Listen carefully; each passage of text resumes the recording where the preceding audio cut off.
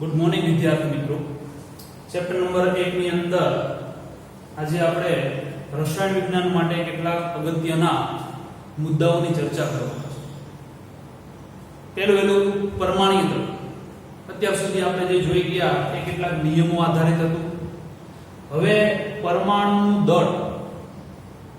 તો પરમાણુ દળ નક્કી કરવા માટે જે સાધન વપરાય છે એનું નામ છે દળ સ્પેક્ટ્રોમીટર. દળ સ્પેક્ટ્રોમીટર આ પદ્ધતિનું નામ છે. દળ સ્પેક્ટ્રોમીટર પદ્ધતિ દ્વારા પરમાણુનું દળ નક્કી કરવામાં આવે છે.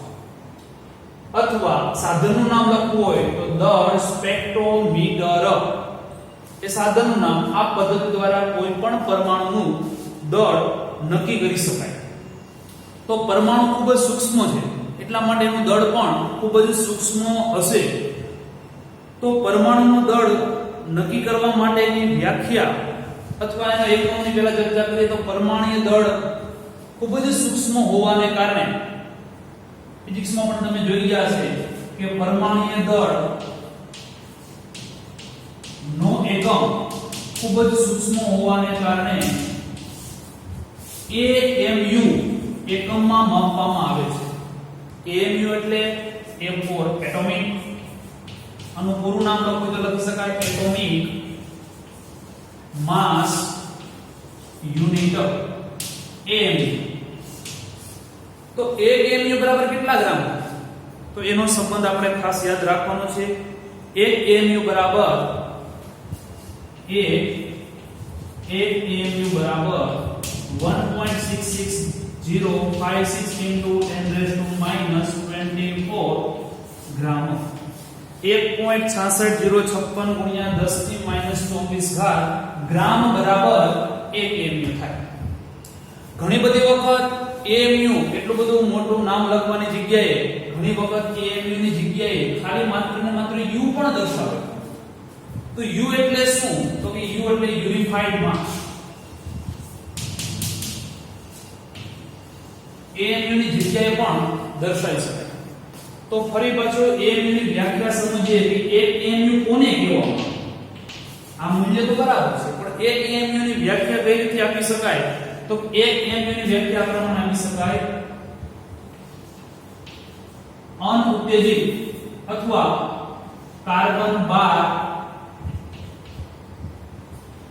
ના કાર્બન 12 સમસ્થાનિક. આપને એમ થાય કે સમસ્થાનિક કેમ લીધું? તો કાર્બનના 3 સમસ્થાનિકો જે છે કાર્બન 12, કાર્બન 13 અને કાર્બન 14. આ કાર્બન 12 ગ્રામ દળ ધરાવે છે, આ કાર્બન 13 ગ્રામ દળ ધરાવે છે અને આ કાર્બન એ 14 ગ્રામ દળ ધરાવે. એટલે કાર્બન 12 ના 12મા ભાગને એટલે કાર્બન 12 ના પરમાણુના સમસ્થાનિક કાર્બન 12 સમસ્થાનિકના પરમાણુ દળના 12મા ભાગને અથવા 1/12 વડે ગુણાકાર કરો. 12મા ભાગના દળને 1 AMU એટોમિક માસ યુનિટ કહે છે. તો હાઇડ્રોજન માટે 1 AMU કેટલા મળે? એટલે હાઇડ્રોજન માટે AMU માં મૂલ્ય કેટલું મળે? તો કે હાઇડ્રોજનનું દળ જે છે એ છે હાઇડ્રોજનનું દળ. હાઇડ્રોજનનું દળ બુકમાં આપ્યું છે સમજીએ તો હાઇડ્રોજન પરમાણુનું દળ આપેલું છે 1.6736 into 10 raised to -24 ગ્રામ. આ એક હાઇડ્રોજન પરમાણુનું દળ છે. તો એનું AMU માં મૂલ્ય કેટલું થશે? તો કે 3 રાશિ માંડીએ તો એક ખ્યાલ આવે કે 1.66056 ગુણ્યા 10 ની -24 ઘાત ગ્રામ બરાબર 1 AMU. તો 1.6736 into 10 raised to -24 ગ્રામ બરાબર કેટલા AMU થાય? ક્રોસ ગુણાકાર 1.6736 into 10 raised to -24 એને ગુણ્યા 1 છેદમાં 1.66056 ગુણ્યા 10 ની -24 ઘાત 10 ની -24 ઘાત 10 ની -24 ઘાત કેન્સલ થશે 1.6736 ભાગ્યા 1.66056 કરવામાં આવે તો કિંમત મળે છે 1.0078 AMU. છેલ્લો અંકને રાઉન્ડ ઓફ કરીએ તો આના બરાબર લખી શકાય 1.008 AMU એટોમિક માસ યુનિટ. આ રીતે હાઇડ્રોજન પરમાણુનું દળ 1 AMU. આ જ રીતે અલગ અલગ તત્વોનું જો પરમાણુ દળ નક્કી કરવામાં આવે તો ઓક્સિજનનું પરમાણુ દળ એ 16.00 U, કાર્બનનું દળ એ 12 U, નાઇટ્રોજનનું દળ 14.00 U તરીકે લઈ શકાય. ત્યાર પછી સરેરાશ પરમાણુ દળ. તો સરેરાશ પરમાણુ દળ શા માટે મેળવવું? થોડી વાર પહેલા આપણે પરમાણુ દળની ચર્ચા કરી.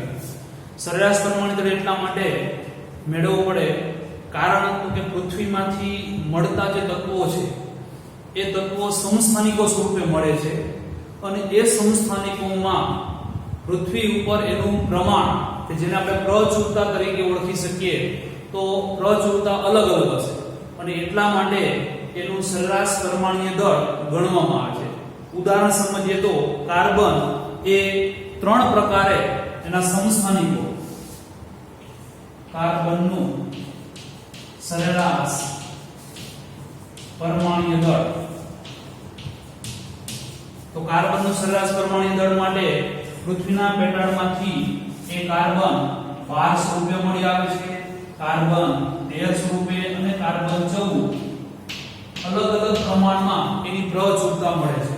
એટલે કાર્બન 12 જે છે એની પ્રચુરતા પૃથ્વીના પેટાળમાં એનું પ્રમાણ ટકાવારીમાં જોઈએ તો કાર્બન 12 જે છે એનું પ્રચુરતાનું પ્રમાણ 98.892% પ્રમાણ મળી આવે છે. કાર્બન 13 જે છે એનું પ્રચુરતાનું પ્રમાણ 1.108% અને કાર્બન 14 જે છે એનું પ્રમાણ 2 × 10 પ્રમાણમાં મળી આવે છે. હકીકતમાં જે કાર્બન 12 છે એનું AMU માં દળ કેટલું છે તો કે એનું AMU માં દળ કાર્બન 12 નું 12 અને એટલા જ માટે એને પ્રમાણભૂત તરીકે લઈને આપણે પરમાણુ દળનું કીધું હતું કે આના 12મા ભાગને એને શું કહેવાય 1 AMU. કાર્બન 13 જે છે એનું તો કે એનું પ્રચુરતા પ્રમાણ 1.108% કે જેનું મૂલ્ય AMU માં 13.00335 AMU માં અને 14 જે છે કાર્બન 14 એનું 14.00317 AMU. આ પ્રકારના દાખલાઓ પણ ગણવાના થશે એટલે ખાસ સમજીએ. સમસ્થાનિકોના દળ આપી દીધેલા હોય અને એનું પ્રચુરતા પ્રમાણ આપેલું હોય તો આપણે સરેરાશ પરમાણુ દળ આ પ્રમાણે મેળવી શકીએ. કાર્બનનું સરેરાશ પરમાણુ દળ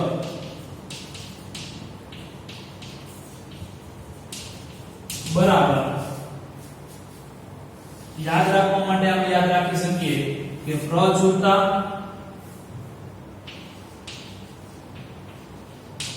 એને ગુણ્યા દળ આનો સરવાળો એટલે આપણે એને સમેશન તરીકે ઓળખીએ અથવા સિગ્મા તરીકે. પ્રચુરતા ગુણ્યા દળનો સરવાળો એને ટકામાંથી આપણે દૂર કરવા માટે ભાગ્યા 100.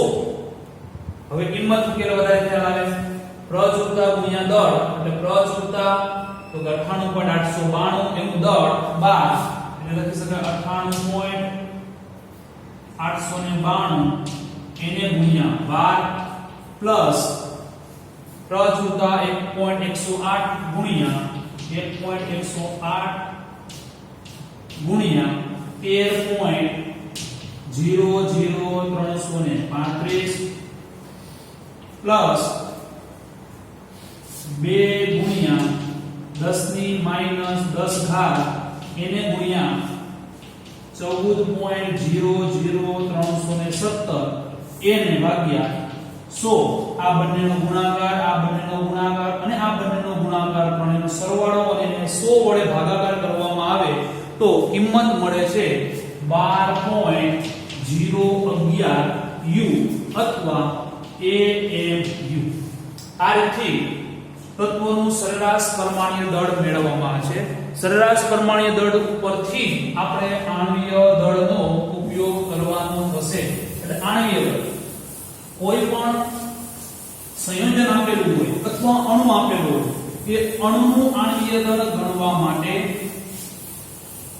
એમાં રહેલા પરમાણુની સંખ્યા અને પરમાણુ દળનો બેઝિક સરવાળો કરવાથી મેળવી શકાય.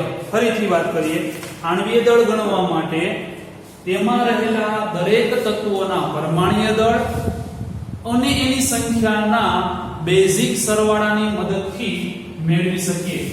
આણ્વીય દળ ઉપયોગી છે આણ્વીય દળ, આણ્વીય ભાર, અણુ ભાર, આ બધાને એક સરખી રીતે દર્શાવી શકાય. અંગ્રેજીમાં એને મોલેક્યુલર માસ એટલે કે એની સંજ્ઞા કેપિટલ M વડે ઘણી વખત દર્શાવવામાં આવે છે. ઉદાહરણ સમજીએ એટલે વધારે ખ્યાલ આવે. દાખલા તરીકે મારે CH4 નું આણ્વીય દળ ગણવાનું હોય તો CH4 નું આણ્વીય દળ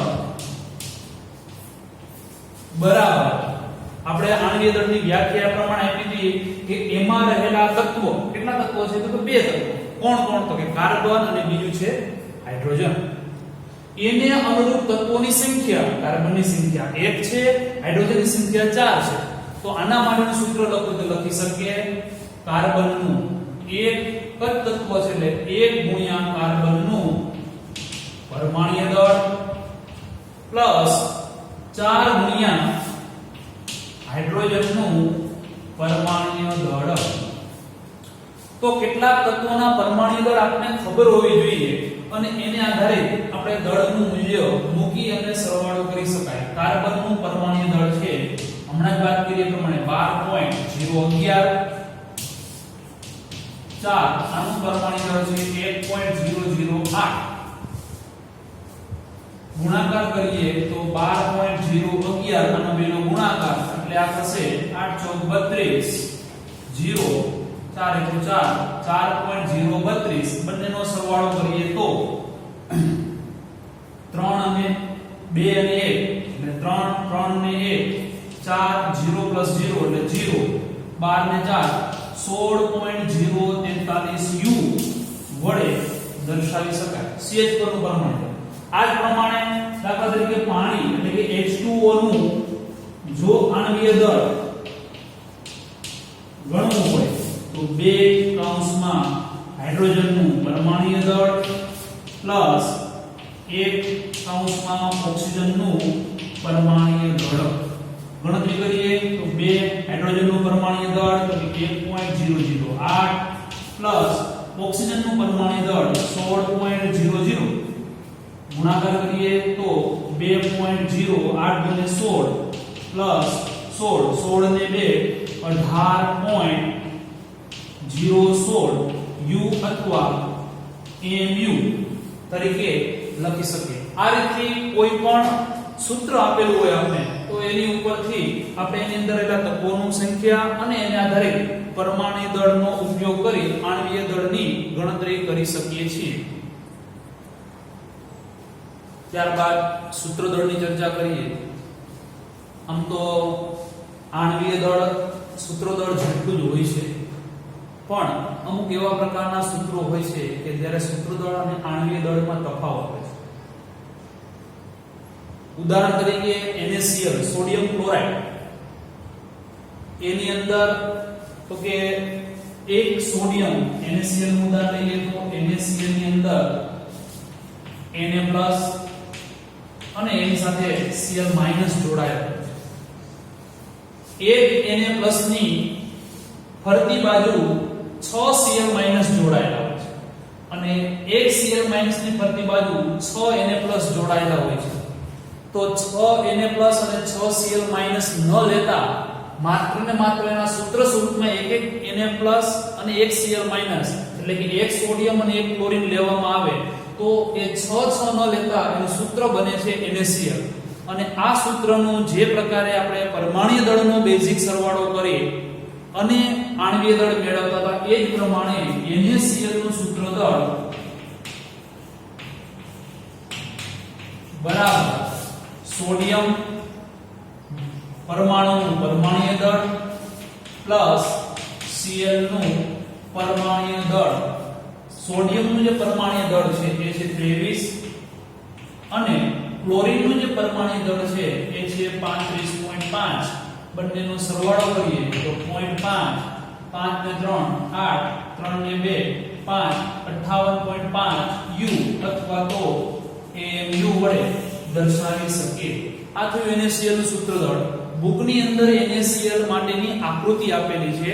આકૃતિ નંબર છે 1.10 કે જેની અંદર 1 સોડિયમ પ્લસ 6 Cl માઈનસ સાથે અને 1 Cl માઈનસ 6 સોડિયમ પ્લસ સાથે જોડાયેલો છે. એટલા માટે એનું સૂત્ર NaCl આપતા NaCl નું સૂત્ર દળ એટલું મળશે. ઘણી બધી વખત એનું સૂત્ર દળ અને આણ્વીય દળ બંને અલગ થતા હશે. જે ઉદાહરણ 12મા ધોરણમાં તમારે આવશે સમજી લો. K2SO4 Al2SO4 guys into 24H2O. આ જે સૂત્ર છે એ ફટકડીનું સૂત્ર છે.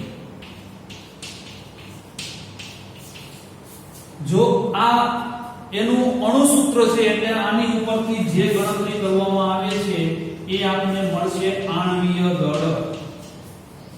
પોટેશિયમ, સલ્ફર, ઓક્સિજન, એલ્યુમિનિયમ અને પાણીનું આણ્વીય દળ મૂકી અને બેઝિક ગણતરી કરીને આણ્વીય દળ. આની અંદર પોટેશિયમની સંખ્યા 2 છે, એલ્યુમિનિયમની સંખ્યા 2 છે, SO4 એટલે કે સલ્ફેટ આ આખો અણુ સલ્ફેટ આયન એ અહીંયા 1 છે અને અહીંયા 3 એટલે ટોટલ 4 અને પાણીના અણુ પણ 2 કી સંખ્યા બને. એટલે જો આને 2 વડે ભાગવામાં આવે તો કે એલ્યુમિનિયમ 1 SO4 એના કરતા 3 ને 4 એના અડધા એટલે કે 2 24 પાણીના અણુ છે એના 12 H2O. આનું જે ગણવામાં આવશે એ દળ જેને આપણે સૂત્ર દળ તરીકે ઓળખી શકીએ. અહીં NaCl નું આણ્વીય દળ પણ 58.5 થશે અને એનું સૂત્ર દળ પણ 58.5 જ થશે. જ્યારે આ બંનેમાં આણ્વીય દળ અને સૂત્ર દળ બંને અલગ અલગ જોવા મળશે. એના પછી અગત્યનો પોઈન્ટ મોલ સંકલ્પના અને મોલર. તો મોલ સંકલ્પના કોને કહેવામાં આવે અથવા મોલ સંકલ્પનાની અંદર મોલ એટલે શું? તો કે આવો શબ્દ આપણે આગળ પણ આવી ગયો છે કે મોલ એટલે કે પદાર્થનો જથ્થો માપવા માટે નો જે એકમ છે એને આપણે મોલ તરીકે ઓળખીએ. મોલ સંકલ્પના, મોલ કોન્સેપ્ટ. મોલ કોને તો આપણે હાઉસ થોડું સામાન્ય અથવા બેઝિક સમજીએ તો આપણે આ જાણતા હોઈએ છીએ કે 1 ડઝન એટલે કેટલી સંખ્યા લખીએ તો કે 1 ડઝન એટલે કે 12 નંગ. તમને એમ કહેવામાં આવે કે 1 ડઝન કેળા એટલે આપણે 12 નંગ કેળા તરીકે લખીએ. 1 કોડી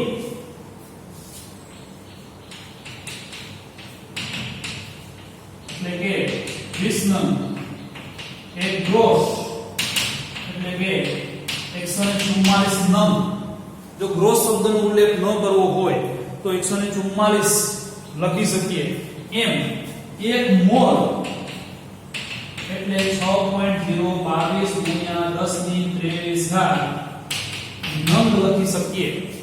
એટલે 1 ડઝન એટલે 12 નંગ, 1 કોડી એટલે 20 નંગ, 1 ગ્રોસ એટલે 44 નંગ, 1 મોલ એટલે 6.022 ગુણ્યા 10 ની 23 ઘાત.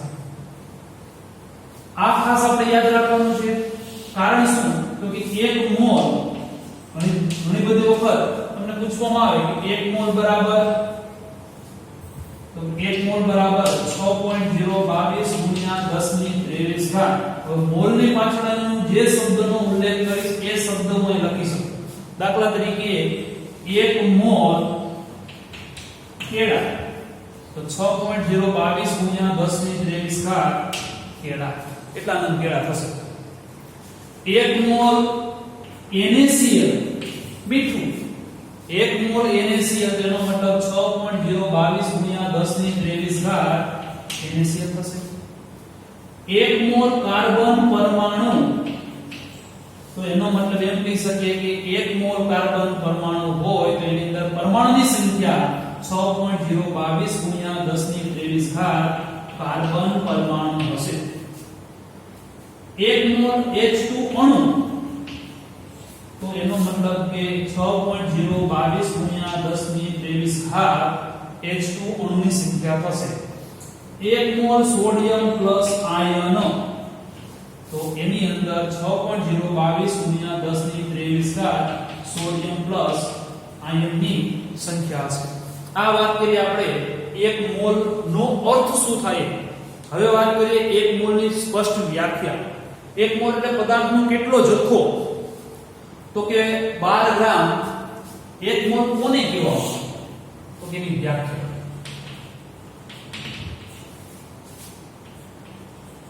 12 ગ્રામ કાર્બન 12 સમસ્થાનિક માં રહેલા કાર્બન 12 પરમાણુની સંખ્યાને 1 મોલ કહે છે. ફરીથી વ્યાખ્યા સમજીએ તો 12 ગ્રામ કાર્બન 12 સમસ્થાનિકમાં રહેલા કાર્બન 12 પરમાણુની સંખ્યા અથવા કાર્બન પરમાણુની સંખ્યાને 1 મોલ તરીકે ઓળખવામાં આવે છે. એટલે આમ કહી શકીએ કે 1 મોલ બરાબર 1 મોલ કાર્બન 12 બરાબર કાર્બન 12 કેટલા ગ્રામ તો કે 12 ગ્રામ. 12 ગ્રામ કાર્બન 12 માં રહેલા કાર્બન પરમાણુની સંખ્યા. આ રીતે બીજી રીતે પણ લખી શકાય. એટલે 1 મોલ કાર્બન 12 માં રહેલા પરમાણુની સંખ્યા વડે દર્શાવી શકાય. કાર્બનનું દળ સ્પેક્ટ્રોમિતિ વડે જો નક્કી કરવામાં આવ્યું. કાર્બન 12 જે છે હવે અંક કઈ રીતે આવ્યો એ સમજીએ. કાર્બન 12 છે એ કાર્બન 12 નું દળ જો નક્કી કરવામાં આવ્યું એક કાર્બન તો એનું દળ સ્પેક્ટ્રોમિતિ વડે નક્કી કર્યું તેની કિંમત મળે છે 1.992648 ગુણ્યા 10 ની -24 ઘાત ગ્રામ. ફરીથી કહું છું એક કાર્બન પરમાણુ એનું દળ સ્પેક્ટ્રોમિતિ પદ્ધતિ દ્વારા નક્કી કરવામાં આવ્યું તો એનું દળ મળે છે 1.992648 ગુણ્યા 10 ની -23 ગ્રામ નક્કી. આપણે દળ કેટલો તો કે 12 ગ્રામ કાર્બન પરમાણુ માટેનું દળની વાત છે. તો આમ કહી શકીએ કે આનું ઊંધું લખું છું 1.992648 ગુણ્યા 10 ની -23 ગ્રામ કાર્બન 12 એના બરાબર કેટલા કાર્બન પરમાણુ તો કે એક કાર્બન પરમાણુ. તો 12 ગ્રામ કાર્બન 12 માં પરમાણુની સંખ્યા કેટલી હશે? ક્રોસ ગુણાકાર કરીએ તો 12 ગુણ્યા 1 એના છેદમાં 1.992648 ગુણ્યા 10 ની -23 ઘાત. 12 ભાગ્યા 1.9926 એટલે લગભગ 2. 12 ભાગ્યા 2 કરવા માટે 6 પોઈન્ટ સમથિંગ એટલે 6.022 ગુણ્યા 10 ની -23 ઘાત ઉપર જશે એટલે પ્લસ 10 ની 23 ઘાત કાર્બન પરમાણુની સંખ્યા. આમ કહી શકાય કે 12 ગ્રામ કાર્બનમાં પરમાણુની સંખ્યા કેટલી હશે તો કે 6.022 ગુણ્યા 10 ની 23 ઘાત હશે. હવે આપણે મોલ માટેનું આપણે સૂત્ર લખીએ તો મોલ બરાબર અને દર વખતે આપણે આ રીતે ત્રિરાશી ન માનવી હોય તો મોલ નું એક આપણે સૂત્ર લખીએ. મોલ બરાબર દળના છેદમાં આણ્વીય દળ, દળના છેદમાં આણ્વીય દળ. કાર્બન છે તો કાર્બન માટેનું દળ કેટલું લીધું તો આપણે 12 ગ્રામ અને એનું આણ્વીય દળ પણ કેટલું છે 12 એટલે 12 ભાગ્યા 12 એટલે મોલની સંખ્યા મળશે 1 મોલ અને 1 મોલ હોય તો આ પરમાણુની સંખ્યાને કેટલી મળે તો કે 6.022 ગુણ્યા 10 ની 23 ઘાત. બીજું એક મહત્વનું પોઈન્ટ, એક આ સૂત્ર, બીજો મહત્વનો પોઈન્ટ 1 મોલ બરાબર 6.022 ગુણ્યા 10 ની 23 ઘાત. આ જે અંક છે એને એવોગેડ્રો નામના વૈજ્ઞાનિકે એના માન પરથી એવોગેડ્રો અંક Na number of Avogadro Na તરીકે ઓળખવામાં આવે છે. Na એટલે 6.022 ગુણ્યા 10 ની 23 ઘાત, જેને એવોગેડ્રો અંક તરીકે લખી શકીએ. મોલ બરાબર દળના છેદમાં આણ્વીય દળ. એનું એકાદું ઉદાહરણ જોઈએ તો ઉદાહરણ તરીકે 18 ગ્રામ પાણીના મોલ કેટલા થશે અને તેમાં પાણીના અણુની સંખ્યા જણાવો. 18 ગ્રામ પાણીનું દળ આપી દીધું છે. પાણીનું આણ્વીય દળ ગણતરી કરવામાં આવે તો પાણી જેવું સૂત્ર છે H2O નું આણ્વીય દળ એટલે 2 કૌંસમાં હાઇડ્રોજનનું પરમાણુ દળ આપણે 1 લઈએ, ઓક્સિજનનું 16 એટલે 18 U અથવા Na એનું આણ્વીય દળ લખ્યું. મોલ બરાબર સૂત્રનું છે તો મોલ બરાબર દળ એના છેદમાં આણ્વીય દળ. દળ કેટલું આપેલું છે 18 ગ્રામ. 18 ભાગ્યા 18 એટલે એના થશે 1 મોલ. એટલે પેલો જવાબ કેટલા મોલ થશે તો કે 1 મોલ. અને 1 મોલ હોય તો અણુની સંખ્યા કેટલી તો કે 1 મોલ H2O બરાબર મોલ ન લખીએ તો લખી શકાય 6.022 ગુણ્યા 10 ની 23 ઘાત કોણ તો કે H2O. એટલે એની અંદર અણુની સંખ્યા 6.022 ગુણ્યા 10 ની 23 ઘાત થશે. એના પછી મોલર દળ. મોલર દળ કોને કહેવામાં આવે તો કે મોલર દળ એટલે કે જે દળનું વજન આપણે ગ્રામમાં લખવામાં આવે. મોલર દળ એટલે કે પદાર્થના 1 મોલનું ગ્રામમાં દળ. મોલર દળ 1 મોલ પદાર્થનું ગ્રામમાં દળને મોલર દળ કહે છે. 1 મોલ પદાર્થનું ગ્રામમાં દળ. 1 મોલ પદાર્થ ક્યારે બને તો કે પાણી માટે વાત કરીએ 1 મોલ ક્યારે બને તો કે પદાર્થનું દળ કેટલું લેવું પડે 18 ગ્રામ. કાર્બન માટે કેટલું દળ લેવું પડે તો કે 12 ગ્રામ. તો આમ કહી શકાય કે પાણી માટે 18 ગ્રામ એનું શું થશે તો કે મોલર દળ. આ મોલર દળ માટેનો એકમ તો મોલર દળનો એકમ પ્રતિ મોલ દર્શાવવામાં આવે છે.